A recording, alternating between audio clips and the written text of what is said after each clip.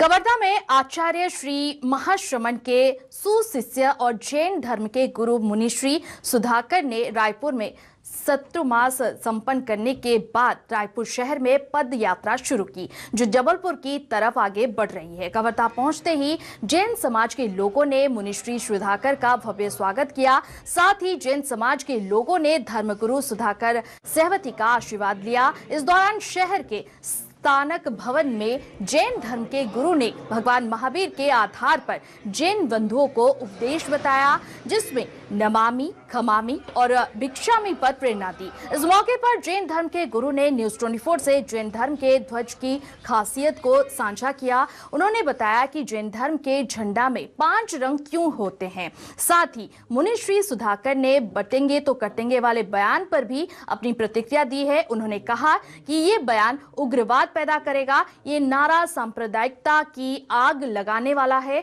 नारा ऐसा होना चाहिए जो सकारात्मक प्रेरणा दे, जो जोड़ने का काम करे। वो जो 5 रंग है, आप देख रहे होंगे कि नमस्कार महामंत्र जो जैन धर्म का मूल महामंत्र है, उस महामंत्र में 5 पद आते हैं। अरिहंत, सिद्ध, आचार्य, उपाध्याय और साधु।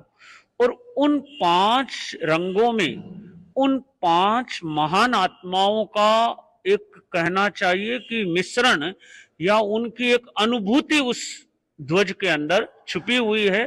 और ध्वज किसी भी संस्था के लिए, किसी भी संघ के लिए अपने आप में एक सिर मोर का कार्य करता है। नहीं कटेंगे बटेंगे तो कटेंगे, ये बयान ऐसा है जो उग्रवाद पैदा करेगा।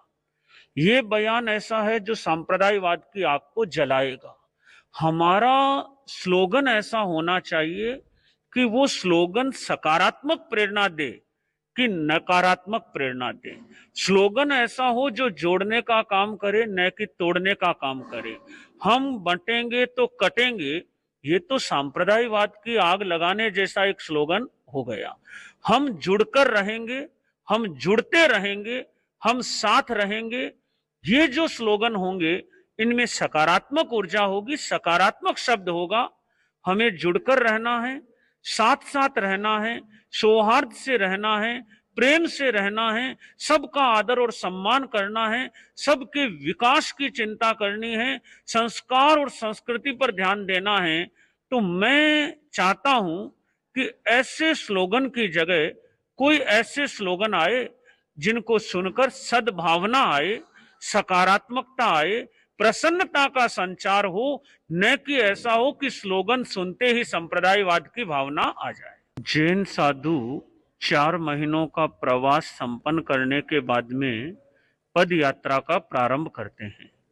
लगभग सभी जैन साधु 8 महीना पाद विहारी होते हैं। वो किसी भी प्रकार के वाहन का जैन साधु प्रयोग नहीं करते हैं। हमने नवंबर में चातुर्मास की परिसंपन्नता के बाद रायपुर शहर से हमारी पदयात्रा प्रारंभ की।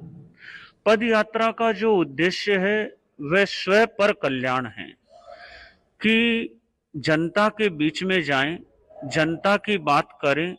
संस्कार संस्कृति के जागरण में उसकी भूमिका रहती है। हम मुख्य रूप से नशा मुक्ति की प्रेरणा गांवों में देते हैं। आपस में सद्भावना रहे, प्रेम रहे, सौहार्द रहे, ये हमारा मुख्य लक्ष्य रहता है।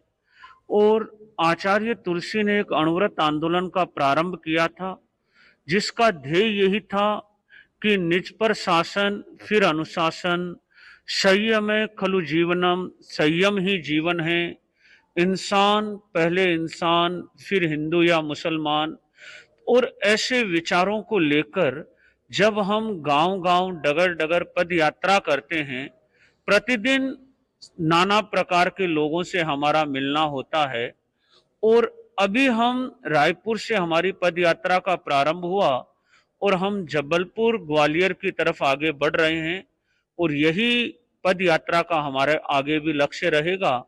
और आज कवर्धा जैन स्थानक में जैन बंधुओं के मध्य भी हमारा प्रवचन हुआ।